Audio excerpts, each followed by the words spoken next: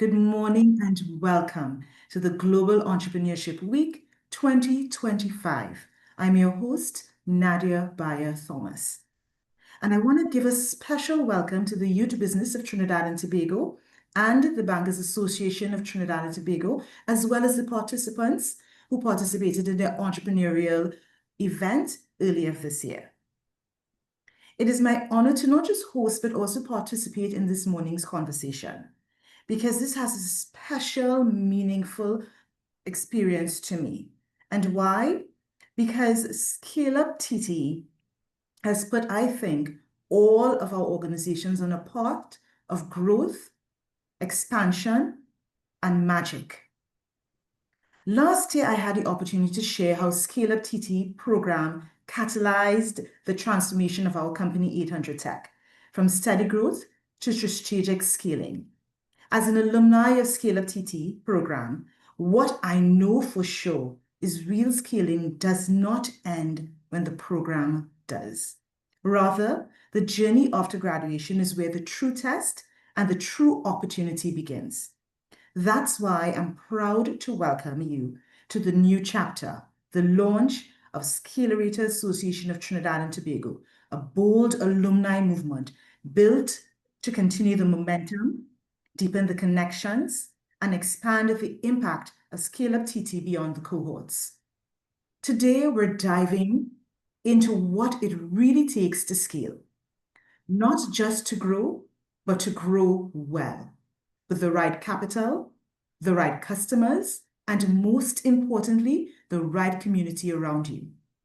Now, rather than listing bios, because we all know our panelists are fabulous, I've decided that the panelists should really introduce themselves and share why they're here and what experience they bring to this moment.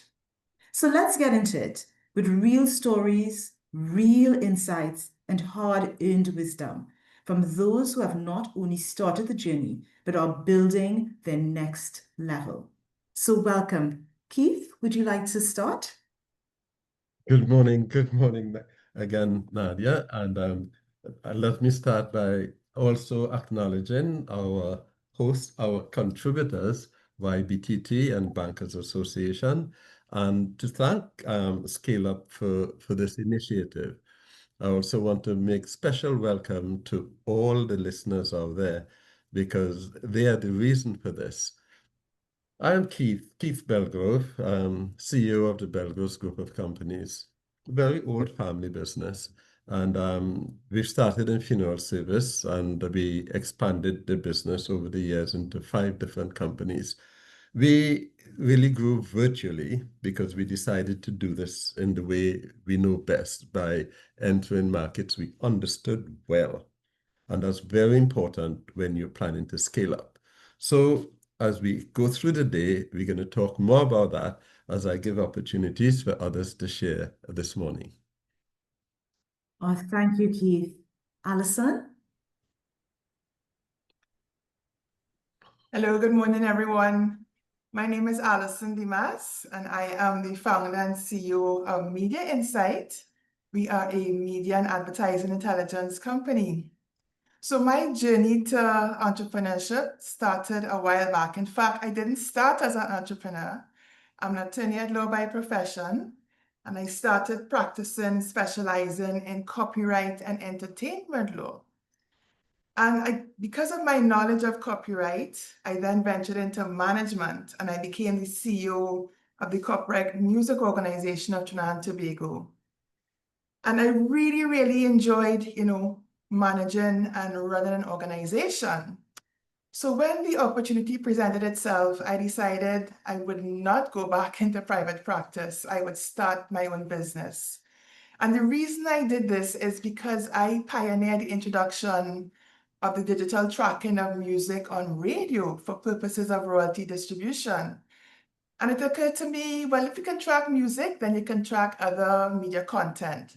So started tracking advertising, news, as well as social media conversations.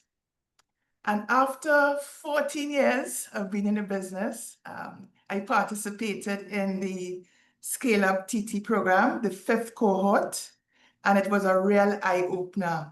And what it opened my eyes to were the gaps in my business, which I will, readily share with you this morning. So I'm really happy to be here and to share with you the lessons that I've learned, probably the hard way, so you don't have to make those same mistakes that I did. And thank you, Alison. What a wonderful way of starting off and sharing with us. Rachel? Hi, good morning, everyone. Thanks, Nadia.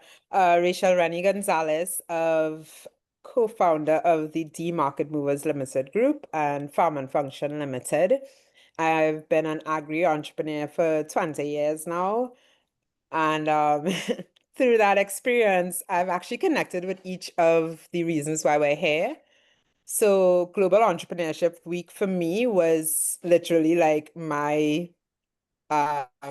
week, right? Being an entrepreneur. It was the time when all the entrepreneurs would get together. This is like years and years of knowing this. And you would meet, amazing businesses. And it was just this really cosmopolitan, like episode. Everywhere you went, you would meet these diverse groups of entrepreneurs. And I would learn so much. And I love Global Entrepreneurship Week. I was a youth business of Trinidad and Tobago borrower. I started my business with my first investment from Youth Business Trinidad and Tobago in 2009. And then I'm now a director on the board. I help other entrepreneurs.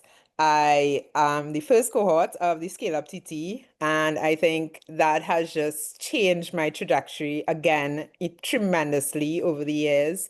And that connection and why I'm here is so important. And then lastly, I actually just did a talk for Bankers Bankers Association just a week ago through another event, and even just the work they're doing. And I know financial knowledge and know-how. It's just there's so much you're gonna learn today, and I'm so excited to actually hear from the other panelists because I'm gonna learn as well, and I'm looking forward to sharing and helping as much as possible today. Looking forward. Oh, thank you, Rachel. You mentioned a couple of things that just hit home for me because I had the benefit of attending Bankers Association graduation for their participants, and for me that was such a stepping stone moment because I could see a lot of them just swiftly migrating into Scale Up TT and getting the benefit of all the learnings that we had and where we're reaching. So I can see the growth pattern happening. And I love seeing what is possible for us as Trinbagonians. And that really spoke volumes to me in that session.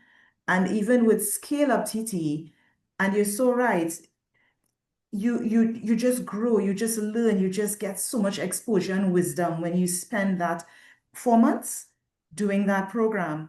Things that I had so many aha moments that I don't think it would have come to me maybe, but a lot slower. But I think it's like a condensed diagnostic of your company that forces you to just rapidly pick up where you have all the pitfalls. And Alison said it best. You learned a lot in that. And that's why we're all here now to share that wealth of knowledge and really to just help persons not go through the hard knocks that we went through before. Yeah? Yeah. Tarquin, welcome. Morning.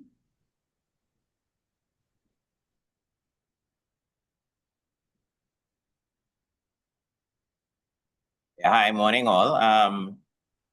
First, let me apologize for my tardiness, but I'm glad to be here, glad to be among such distinguished panelists. My journey to here started with my my stint at what is now Flow, then the cable company. I'm an engineer by training and was involved in a lot of the infrastructure that led to the ISP offerings. Is now known as Ethernet services. And while I was at Flow, I had the opportunity to start with their network services team, which was a group that was looking into pioneering business connectivity solutions.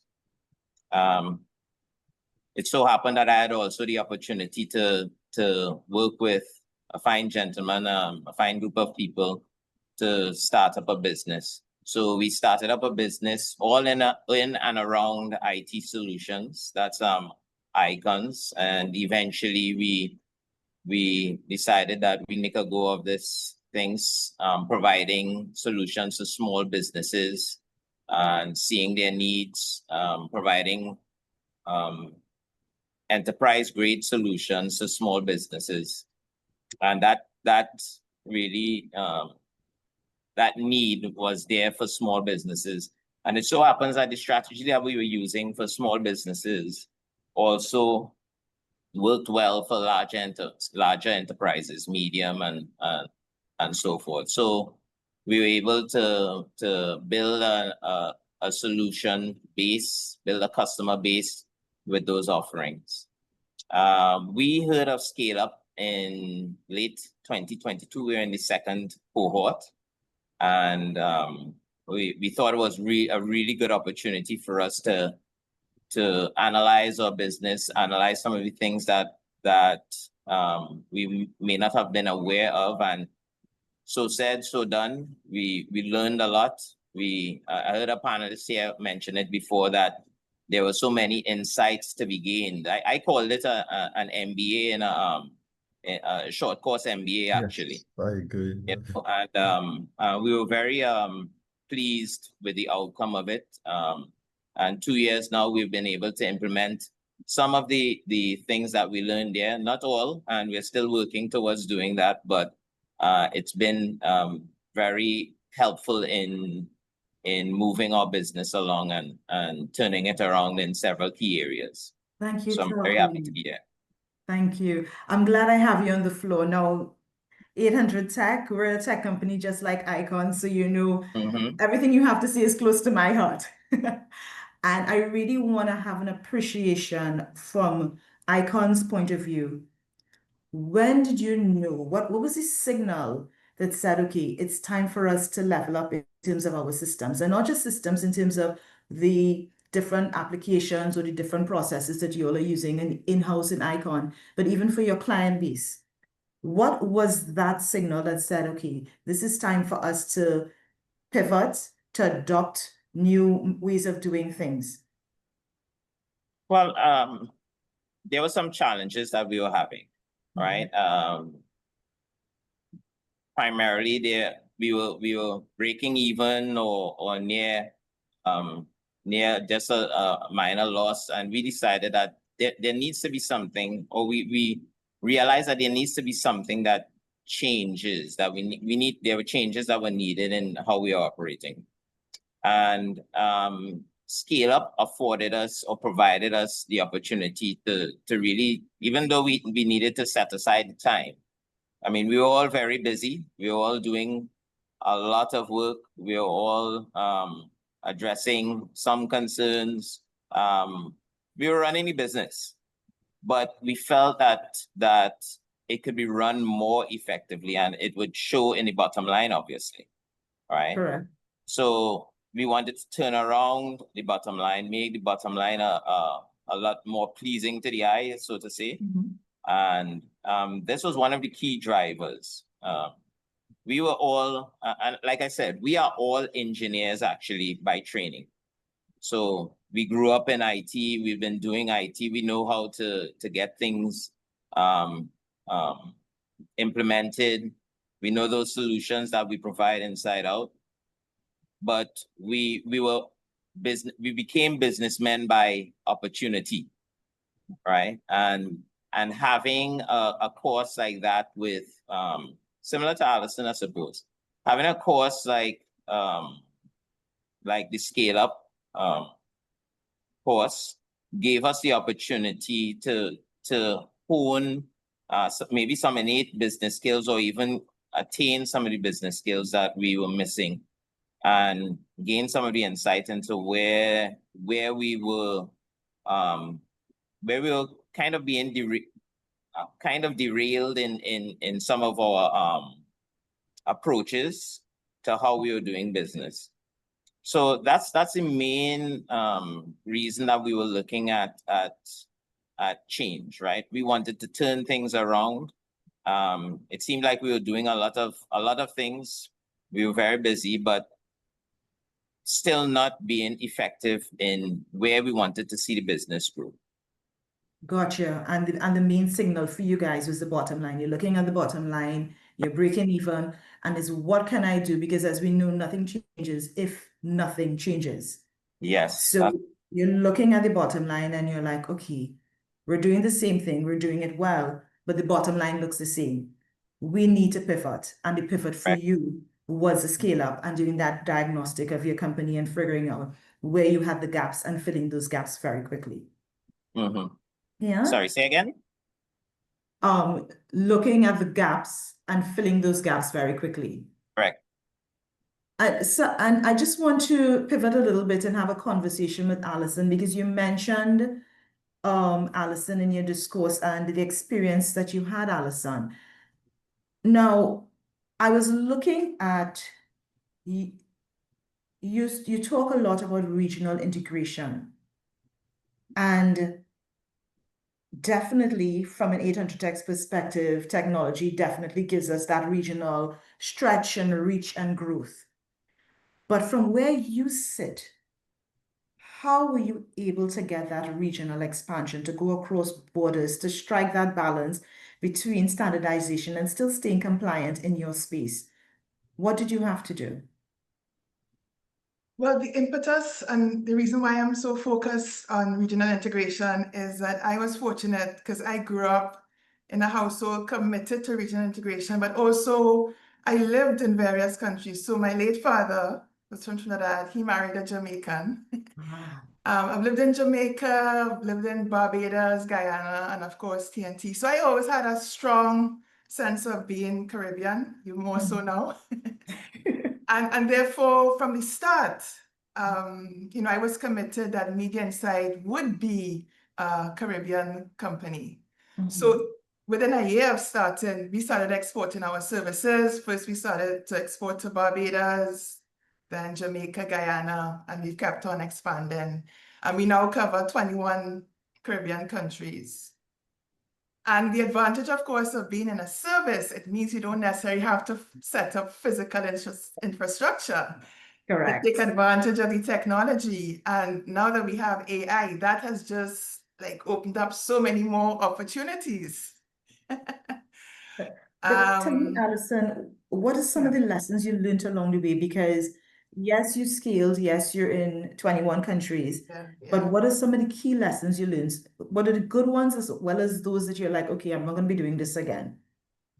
Yeah, well, it took me a long while to figure out the business model, especially in relation to the other countries. And I'm going to tell you this, finding representatives in other countries has been a challenge. One important lesson I learned from Scale Up is the importance of focusing on sales. And I would even advise that to young entrepreneurs, focus a lot on your sales. Again, because we were so technology driven, spent a lot of time focusing on that, on the technical, on the operational side. But it's sales that brings in the money, right?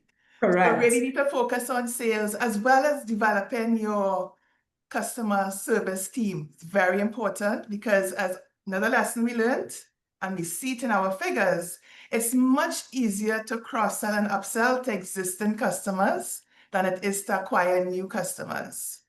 100%. Yeah, so I think it's really important. And another lesson we learned in Scale Up is, because you're SME, don't think, well, we can't afford the best talent. No, go out there, you'll find the money, right? But acquire the best talent and also more suited. So we recently we're recruiting now for people with sales experience, a strong track record in sales. So we currently have ads going on for St. Lucia, the Eastern Caribbean, as well as in the Bahamas for the Northern Caribbean. And So I agree with important you. lessons from Scale Up. Oh, thank you, Alison. And I agree with you. The power of technology is really helping and driving a lot of these initiatives and exactly what you said, because of technology, you can reach Antigua, St. Lucia, Jamaica, Barbados, not just in terms of hiring, but also in terms of sharing your services. And a lot of it is learned in scale up, yes, but a lot of it too, let's not minimize the efforts prior to scale up as well. The Sure. hard knocks that we all Yes. went through and the awareness that we got from just being entrepreneurs, business owners, Mhm. and sharing the knowledge with the community of other business owners that we are part of. Whether it is we attend a conference or we just have friends or colleagues that are business owners, there are conversations that happen and learnings that we gain that are those gems that you take it and you plug it in and you go, oh, it was just that I needed to do. That's how I solve that problem. And I want to just cross over to Rachel and a little bit, Rachel, because market movers, farm and function. You guys are leaders, drivers, first movers. When nobody was thinking about getting a business like this online, you all got online and you all started to sell green grocer products. How did you make that shift? Where did that vision come from? How did you grow your base? Because when you guys started back in 2009, a lot of people weren't even looking at jumping online for that. They'll go to Amazon and buy something, clothes and shoes, etc., etc. But locally in the Trinbagonian space, that wasn't a thought. How did you all get to realize that vision, get persons excited about that concept? I think it was everything started within it. It's my own passion and David's passion. I mean, people might say we kind of greedy, but we just really like to eat. We like good food, and it's just It always doesn't been. show, Rachel. It doesn't show. I know, but it's when you eat good food, it's just, great, right? I hear you. Um, but we always liked that, and I think cooking is a way to bring people together. It's always been part of just our culture as Trinidadians. And I always think about being aware of your surroundings and your environment and knowing where the right temperature is, where that right balance is. And I think in food, it's always been that for me. It's always where I feel the most fulfilled, or, where I can change something, or change how people eat or how they think about food. It just really excites me personally. So, of course, that has translated across all the businesses we've created over the years. And I think what Alison just said, I mean, I have to say, like, that back end versus your front end. So I always go back to like nature, and when I was a kid, I didn't grow up very well off, but my parents sacrificed and sent me to private school. So I got to do things that no normal kid where I lived would get to do, right? So I would do horseback riding, calligraphy. I learned things that like just blew my mind, obviously. And that sacrifice is what sort of propelled me. And I was always pushed forward into the future. So I always feel like I live in the future. I love sci-fi stuff. I love that stuff. But because of that, and because of that ability, I learned to always go back to, your center, right? Riding a horse, for instance, the back end can't be, it has to be balanced. Everything has to be balanced in what you're doing. When you're running a business, picture, it's literally riding a horse, right? You have to I'm temper not this very good at thing. riding a horse, I'll have you know. But go Well, ahead. you have to temper this thing. You have to, you have to feed it right. You have to know exactly what it needs, right? And if you don't understand life on a fundamental level like that, you're not going to understand business, and you're going to disconnect yourself from your customer, which is what I did because I was in tech and in agriculture. So I'm always battling between, oh, we need the future thinking, but we also need to bring in the sales today. And I think Scale Up TT was just like this. And I mean, when when Tuggin said the unpleasant bottom line, like I've been told that in meetings, and I was like, I used to get so offended, and it's like, y'all don't understand what we're doing, and it's like, yeah, but it's unpleasant. Like, let's make it pleasant. And I learned quickly that the more you can bring in value, yes, you want to create, but you have to bring that return back into the business. And what you invest in next, and your R&D pipeline, and all these things are so important. And I think food allowed me to just sort of be able to experiment and move further in what I was doing. So overall, it's to be an entrepreneur is to be brave. One, you have to live in the future. You have to live in the past. You have to live in today. You know, you're literally teleporting all over. But you have to remain steady and sure and know what's the baseline. Do not ever compromise your baseline, your people, your investment. Alison, I totally didn't think my company deserved the talent at the time. You know, I would try to like learn everything on YouTube. And then you meet someone with the talent and something, and you're like, wow, I would have never caught up. I need the help. I need the support. And I Correct. think Scale Up gave that, even why it's easy, everything just gives you a portal into the future of how businesses really are meant to operate. And there are those rules. And I don't think that in business, there's a sign in business, and I'll just give this last piece. When you're walking in the forest or wherever, and you see the same tree, and you're like, wait, didn't we pass that tree before? And then you realize quickly you're in circles, and then very quickly, I've seen businesses time and time again, because I work in so much SME development, just circle and go right down the drain, because you're not, waking up at this can't keep happening. You have to make the change, and you have to make that shift. And I think going into Scale Up, I was one of the tiniest companies compared to the others. When I got in, I was like, I swear I was in like an NBA All-Star, and I was like on the bench, just like absorbing everything everybody was saying. And do not ever think that you can't keep learning or growing. And that's kind of been our philosophy over the years. David is always teaching me, I'm always teaching him something. And I don't believe in building a team that you can't learn from and grow from. So those are some of the things that I've been on. 100%, Rachel, and you're spot on, as well as Alison and Torquin. Uh, y- First of all, 100% you have to invest in your business. You can't get away from it. If you want your business to grow, you have to invest in it. And investing looks different depending on which business you have and where you sit. For 800 Tech, it's investing in more technology because we're in the tech space. So we want to make sure that we have the best technology and that we buy different varying things so that when our customers come to us and say something as simple as how does the Samsung phone work versus the iPhone, you gotta know because they expect you to be the subject matter expert in that. And similarly, even in terms of when you have a business, you have to invest in the right tools. If it's a food industry, it's the right equipment.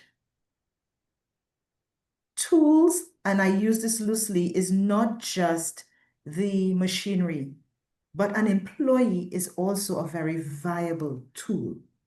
While you may have the overarching understanding of how social media, digital marketing would work and how building a website would work. We all have the general, we all generalists because we know when you start a business, the reality is, especially when the business is small, we are all functioning as generalists. And that's the reality. You're dipping into HR, marketing, and this and that and the other. But at some point in time, the same way how you invest and get the right tool to cut up the veggies or to get you the right personnel, Alison, or whatever it is, you have to also get the right human to sit in the position to be the expert. Because I don't want to be the smartest guy in the room.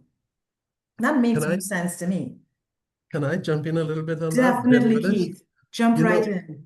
At times, as in cohort 4, we agree with, I'm hearing MBA, mini MBA, and we agreed with that as well. But you see this thing about being a generalist? It is good as you launch, but it becomes your enemy later on. Spot Because on. it takes you away from being strategic and really scaling the company. Correct. So the tools that entrepreneurs need as they enter in the business, finding the right people, yes. Always know that you can't keep doing the same thing because people tend to say, I've been good at this, and they do it the same way. It is absolutely important. This is what we did. It is absolutely important to continue learning. AI is out. Everything is on YouTube these days. So get out there and learn constantly, add something new every time. In our scale up, I remember we said every Monday morning you must have a win. So Correct. for young entrepreneurs, have a win every Monday morning, but every year in your business, have a win of something new that you can do in your processes. You don't have to change your business or go into a new business, improve your processes, look at your customers, win new customers, and always remember, you can get very busy working and then forget, as we're hearing across the board this morning, that bottom line, because that is what fuels your growth. So, and that is a very important aspect that young entrepreneurs must know. Don't get caught up in the busyness of the business. Stay focused on the strategic part as well. 100%. And I agree with you, Keith. When we start, we are all generalists. You touching everything because you start small, much like what Rachel said, they started with a very small team. But as you grow and as you invest, you get the experts for the requisite departments so that you can scale. Yes. And that is absolutely important. And listen, people, this is a business. Belgrove's Funeral Home has been in business for over 125 years. Am I correct, Keith? 137 years and counting. 37, I stand corrected. And what 137 we have years. actually done, we have built funeral service in the way it was. When I started back in 1972, funeral service, there were funeral parlors and there were undertakers. I was qualified in my field. I coined the term funeral director. I'm not an undertaker. I didn't go to school to be an undertaker. So, and we started introducing a whole lot of new things. Funeral service at the time were order takers.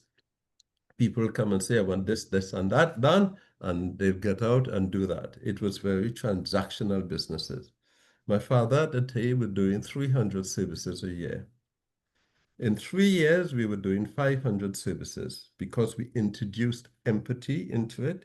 We sold by empathy. We introduced customer service. We innovated brand new ideas that the Caribbean has come to Trinidad to copy and develop their funeral services from Antigua, come right back down to Grenada. Came to Belgroves to see what we do. And so as we went along, it was always about making sure we can add something that the customer will need.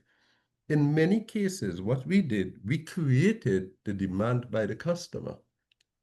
A simple thing, embalming. In the early days, embalming wasn't done, but we started embalming everyone. And people would be a little queasy, isn't that mummification? And after 2 or 3 months, they'll come in and say, are you embalming, Mom? Because they saw the effect of it.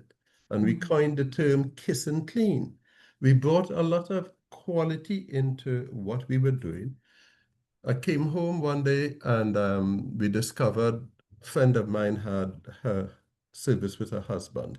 I was out of the country at the time, and about a month later, I'm now calling her. And she said, God, Keith, how did you know I needed someone to talk with? But as funeral directors, we are trained in bereavement counseling. And that was the birth of bereavement counseling in 1986 in Trinidad and Tobago. So that is how the customers help us pivot. And as we grew and we expanded into casket factory, we export caskets up the Caribbean. We sell funerals in advance of need. That's a financial package that we do on that side. And we have built a cemetery, the only quality cemetery in Trinidad and Tobago, where for All Saints people are there 10 in the night. We have had a minister there. They came on his birthday, children ran and played and they camped out.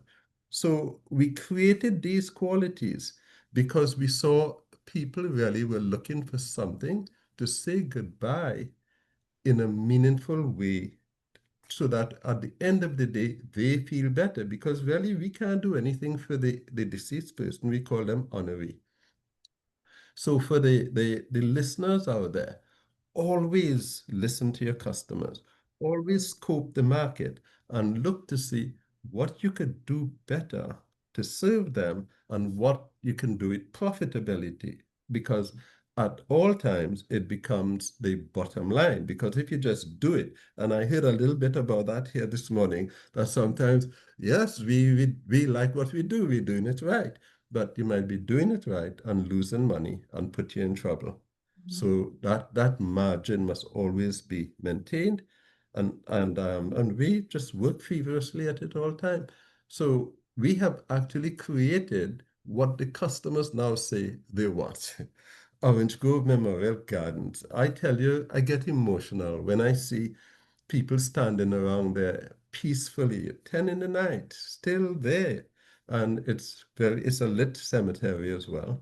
And they are there, just nobody making loud noises or anything. It is all very subtle and very peaceful. One young lady laying down on the ground in the grass, and the safety of it. And it gets emotional to see of creative things that people needed. They didn't know they needed. So that's one of the things entrepreneurs look for, needs that could serve a market profitability, that you could now innovate into that and create a service that people need but didn't know they need. And that is how we created funeral service as it stands today. One of my competitor friends called me the father of modern funeral service, but it was just feeling the need to serve the client and ease their pain. And with that, it gave us all these ideas. So entrepreneurs feel that client and how you could better serve them, and you're going to be successful. I think that's absolutely a wonderful, it's not just a concept, but it's a practiced concept. And that's the difference. Because a lot of times we talk about getting customer feedback, but then we take the customer feedback and we file it away. But you guys at Belgroves have mastered not just listening to the customer, not just taking in their feedback, but turning that into something that is meaningful, turning it into an experience for the customer. So there is this connection that is built that cannot be defined, but is felt. It's a very emotional, emotive experience that you all have created around the whole concept of funeral homes and funeral services. Yes. Yeah. Yes. Yes. Because it is very important, because we deal with people at the very emotional, stressful time of their lives. So attention to detail is very important. Finding ways to ensure. One of the things as we grew, because as I shared, we moved from 300 to 500 and then 800 and 12. In 6 years, we moved from 300 to 1,200 services a year very quickly. But what that did as well, I want to talk a little bit about pivoting, because what that did with all, you have a wedding, you have a year to plan. There's hardly a difference between planning a funeral and planning a wedding. A funeral, you have 4 days to get it right. So with 1,200 funerals happening all at the same time, and at that time we still only had one branch. So we had to pivot into technology very early, because maintaining all of that, tracking identifications of all the things families gave us to help honor their loved ones, were very essential, because you have one opportunity to get it right. To get it right. Exactly. But I want to say something on that as well for young entrepreneurs. Sometimes you may not get it right. And when you don't get it right, integrity and honesty is the most important thing in dealing with our client, because when the client understands what has happened, you have a better time than when you try to make up a fancy story. So it's important to understand that aspect as well. 100%. Thank you, Keith. Thank you so much for those words of wisdom. Nadia, I wanted to tap in on something that Keith said about, this is Tarquin. Yes. Yes, Tarquin. Yeah, so I wanted to tap in on something that Keith said about being the Swiss Army knife for your business, doing everything. One of the things that we realized in Scale Up is that we had a lot of plans, plans that incidentally we realized were necessary. The Scale Up exercise brought those out, that there were good plans that we had. Many of the things that we were talking about in Scale Up are things that we were already considering. But one of our biggest issues was execution. And sometimes you get so caught up in the business that some of the strategies that you have, you don't implement, right? And being able or making the time to execute on those strategies is very important to help the business develop, help the business grow. Some of the things that we had, some of the investments that we were planning on involved areas in marketing, areas in sales. I heard Allison mention sales as well. Mhm. And after Scale Up, we realized that we were slipping with regards to our execution part in the business, and taking the time to, I suppose, invest in ourselves and invest in the business in that way to make sure that we execute on the plans that we had has made a dramatic turn in how our operations are going, how our business is developing. So I think a key thing to think about is making sure when you plan, you execute on those plans. Agreed. And I think one of the things that at least for 800 Tech, that is helpful is actually having someone that is ultimately responsible for making sure that those plans roll out. So, when we were in Scale Up, we had, you map it out, first quarter, second quarter, et cetera, et cetera. But having someone where, yes, they have their regular roles, but also their focus is making sure, okay, marketing in this quarter, this needs to happen. And they basically doing the checks and balancings. Where we are now, what is happening now, where you can either incorporate it into your team meeting, or you can have specific meetings that are geared towards keeping on target with whatever the strategic objective is for the entire year. So that's how we treated with it and how we continue to treat with it to make sure that we stay on target as much as possible. Is it Yes. always a perfect science? No, because we're all organic businesses where you might get some big project or something magnanimous may step in, and the time or the resource that you thought you had to do a particular task is now pulled away. But having someone there that is constantly monitoring that pendulum really helps in pulling you back when it's time to get it done at the end of the day. Yes, accountability is definitely important. Exactly. What are your thoughts, Rachel, on that? I mean, yeah, I always remember going into meetings and everyone would assume that I would take the notes because, in 20 years ago, the girl in the meeting took the notes, right? Familiar.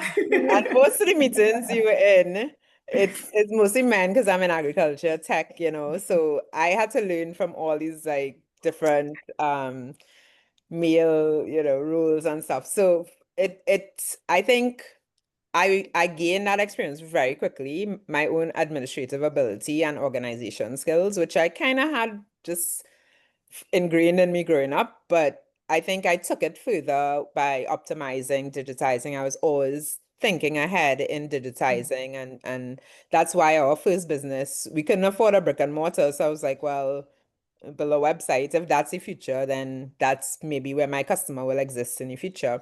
So, I think doing that learning those fundamental skills. But now, because when I got so ingrained in it and I made that same mistake in the day-to-day, to transition, that was very challenging because I had my own system and my own process, right? And not everyone thinks like that. But the good thing is I use a lot of tech. So whether or not there were, again, rules and guidelines, and you could have exported a CSV file, you could have done those things. So transferring those systems were a lot easier because I invested in digitizing earlier on. So I think but it's how do you transfer it? Do not, because you could get very caught up in the, I started buying all the colorful pens and the labels, and I got more caught up in the how it appeared as opposed to the actual The semantics as opposed to the yes. process And itself. then I was compounded with all this data that I wasn't analyzing, and I realized my customer was shifting and they were asking for different things. And The one common problem my customer has is always talking about their health and their wellness, and they don't feel good. And I'm solving the bigger problem around that. And that takes time. So sometimes I may not be able to solve it right away for today. I can't fix someone already elderly and really at that stage. Where our intervention is to really help change the next generation, but still, of course, service those who we can now nutritionally. So that information I need to now translate, but reach today's customer. And today's customer, their palate has changed completely. So I have to make healthy food also taste fresh and remind people what fresh tastes like, right? So I would just tell someone, a pound of dasheen. Now I have to cut it up, freeze it. They could buy it as fries. They could buy it as provision mix. They could use it in their soups. Now I have to cook the food because they also now need this age group needs ready-made meals and this group needs, The but recipe. and then some people want to cook. So now, but I love learning to cook and stuff like that, different recipes. So teaching others to cook is the ultimate goal here for me, because at the end, it's about empowering people to take charge of their nutrition and their wellness, because it's their responsibility. When you meet Mr. Belgrove, you want to be well, old, and seasoned. You don't want to be the tragic story in the funeral home, right? And we see the stats, and I'm sure he's seen the data, how people's lifestyles are changing. And I want to use that data not to scare people, but to really just warmly have them, try Create an something new. awareness. Eat Yeah. seasonally, buy local. Just change that one thought.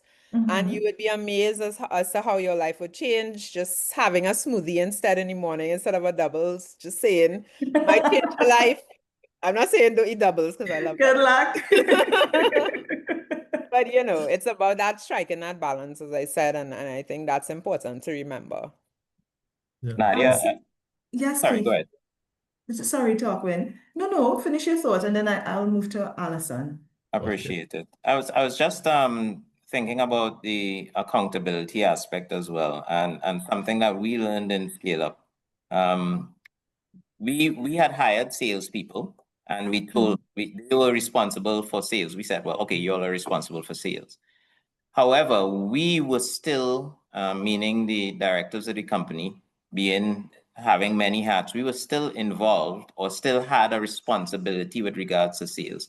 So sometimes when you're looking at the accountability, when you're handing over, make sure that you're handing over everything with regards to that role, and you're not keeping some of that back. So even now, there's still some responsibility that falls on our shoulders with regards to sales, and it was something that we had actually missed in how we were strategizing and planning.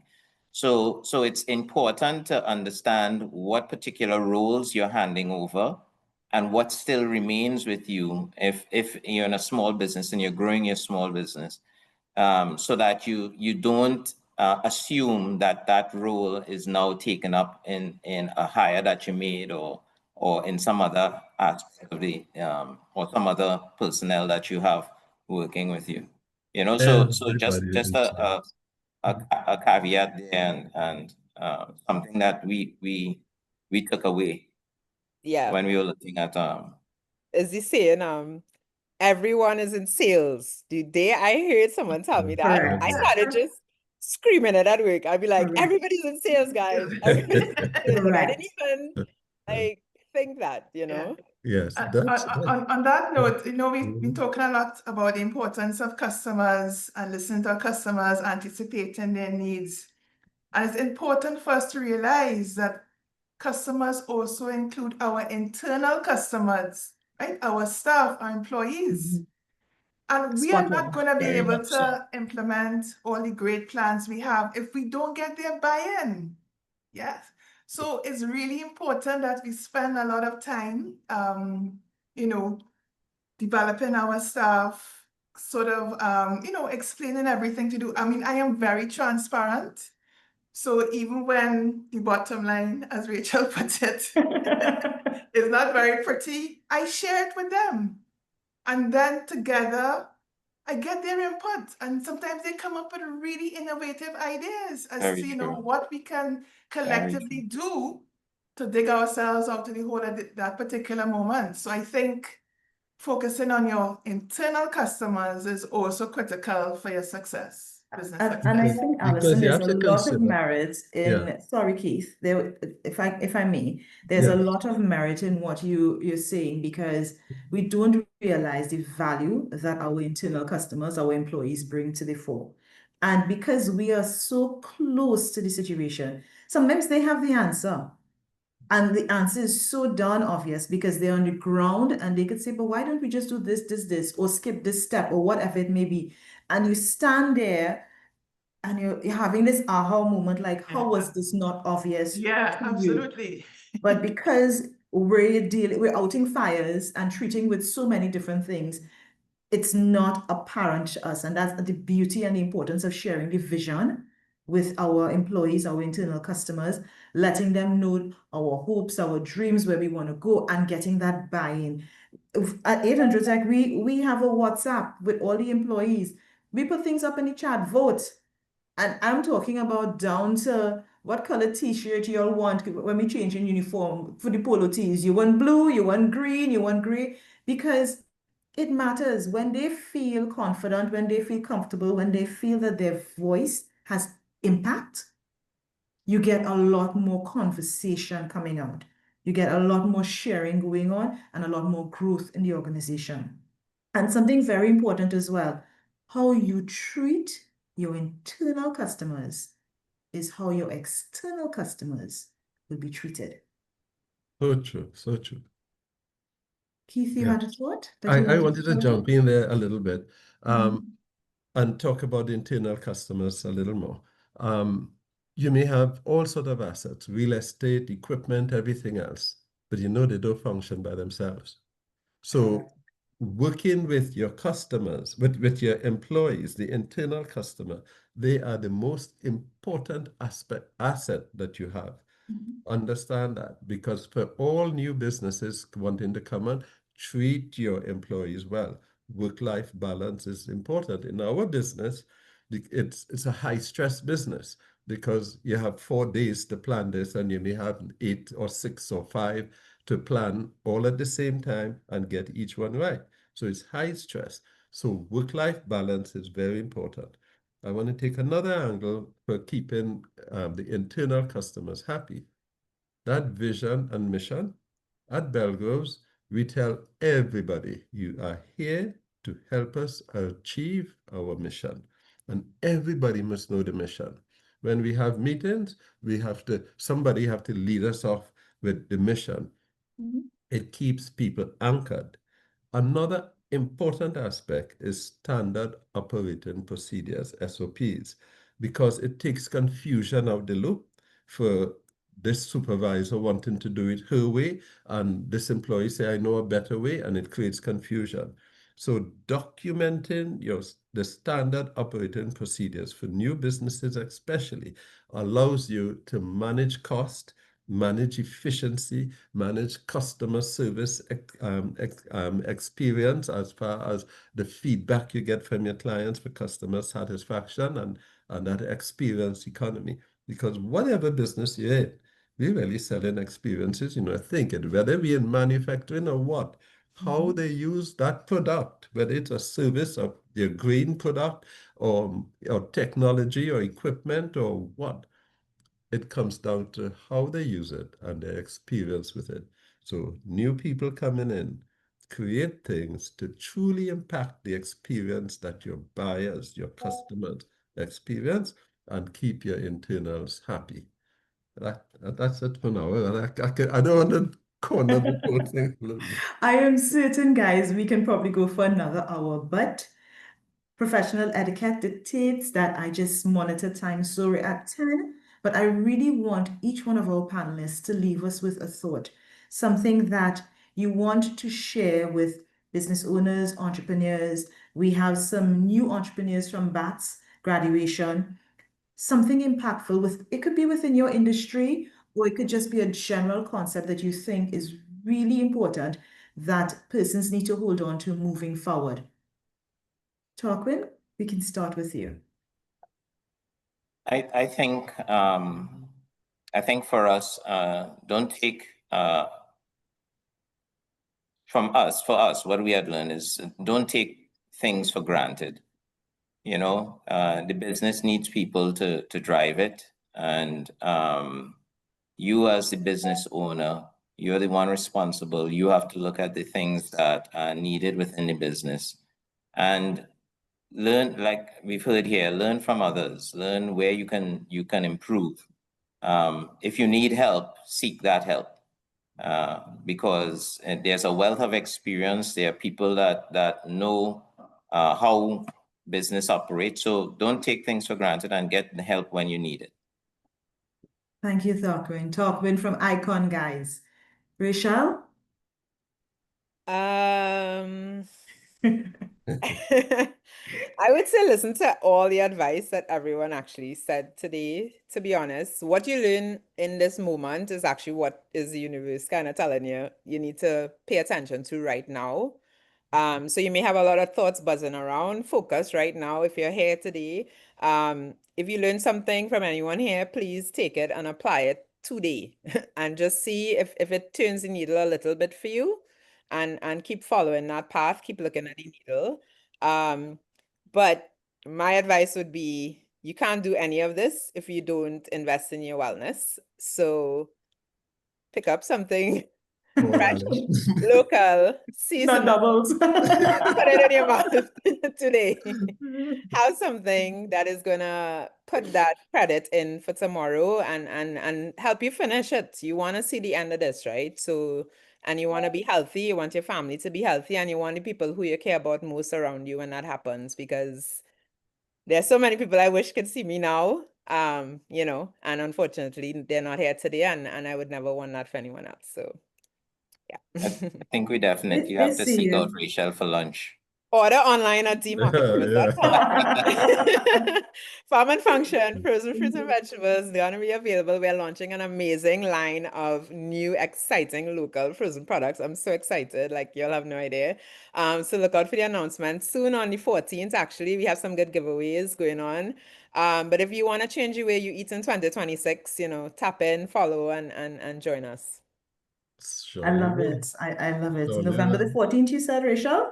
Yeah, in 2 days, we're gonna announce everything on our pages. D-Market In 2 Movers days, and guys, we're gonna get Farm and healthier and stronger. Come on. Keith? Hi. Okay, thank you. I want to share more than one if I could, but Certainly, firstly, certainly. write your business plan. If you don't document it, you can get lost in the melee that takes place once you start operating. Write that business plan down so you can stay focused. But I want to go back to when I was in cohort 4 and the do's and don'ts of scale-up culture. I want to share that, and I'm going to just read it out. Scale up needs to be top of mind in the leadership. Every employee need to understand what we're doing for scale up and what is their role in making scale up happen. Little wins. Try to have a little win every Monday morning. That's one of the very important things I learned. A little win every Monday morning builds up to a big win at the end of the day. Stay focused. I do my wins on Fridays. Just say it. I do Good, it the opposite. fantastic. Thank I you, need Keith. your service. I'll call you. Alison, I know you have a thought, but I also want you to incorporate the idea of family versus your team. I saw that conversation you have on LinkedIn. I think there's a lot of merit in it, and I don't want us to miss that conversation. So if you can just share that with our audience, it's super important that they understand that. And then also your final thought. Well, in fact, that revelation actually came from Scale Up. So I have always, my approach to my business, my internal customers was always to treat them as a family. So, you know, we used to say we are the MIS family. And then one of the important lessons I learned in Scale Up is that, you know, when you have a family, you know, you can't always necessarily demand accountability. If they're not performing, you may need to, get rid of them. It's difficult to do so when they're family. So I think it's important. What you need to do is develop like a high performance team where you can, reward and recognize performance.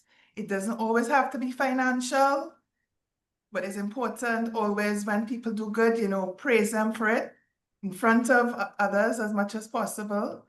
And so that's one of the challenges we are now facing, how we transition from a family-like atmosphere to a high-performance team.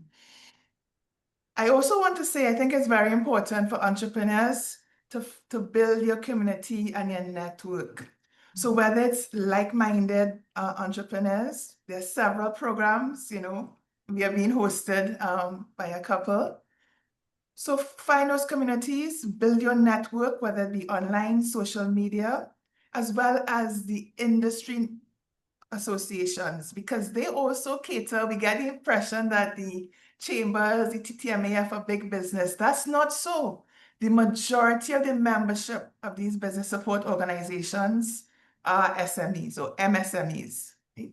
So tap into those, that's your network. You find all the experts there, and people are willing to help. Let's not forget that. People who have the experience, we've heard so much from Keith, Mr. Belgrove. So let's learn and don't be afraid to ask for help, ask for guidance, ask for assistance. It's there for the taking. Gosh, I don't want to be I talking know you have about one that. more thought, Keith. I saw it in your face. I just want to say, if we consider all what we have said, you've just run through much of scale up, So Correct.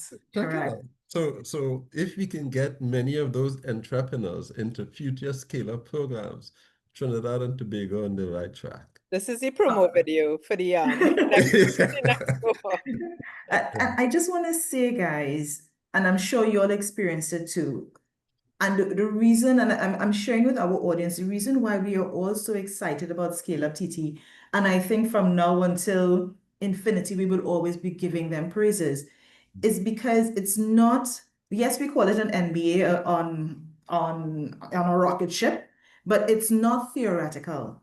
It's practical steps. It's you taking your business and literally you diagnosing your business real time.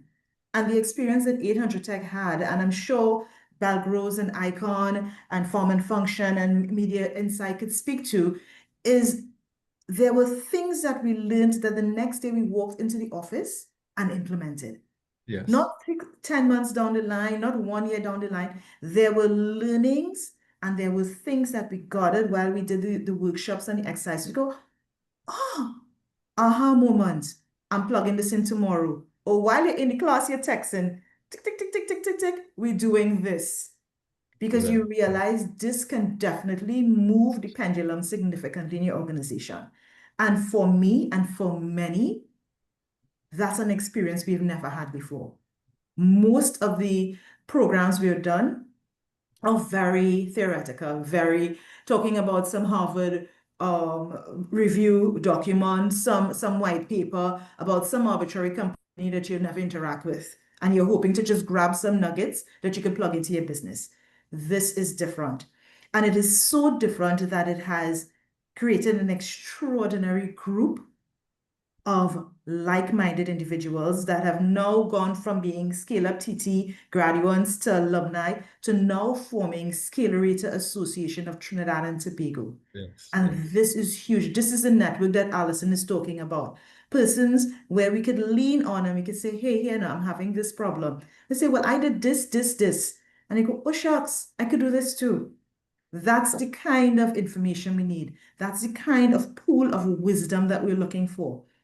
So today's conversation was more than just panel discussion. It was a powerful reminder that the journey from seed to scale is really linear. Never easy, but always possible when vision meets action. And when we surround ourselves with the right people. Our panelists didn't just speak from theory, but brought real-world wisdom, hardened lessons, and lived growth. And that's what makes the ecosystem stronger. As we close, I want to acknowledge that this is just one step in a much larger journey for each of us and for us collectively. Let's not lose the momentum. Let's continue to connect, to contribute, and to challenge what's possible. Together we scale, together we lead, and as the Global Entrepreneurship Week theme goes, together we build. From the entire Scalerator Association of Trinidad and Tobago, here's to dreamers, doers, and drivers of growth. Wishing you a powerful and inspiring Global Entrepreneurship Week. Thank you all.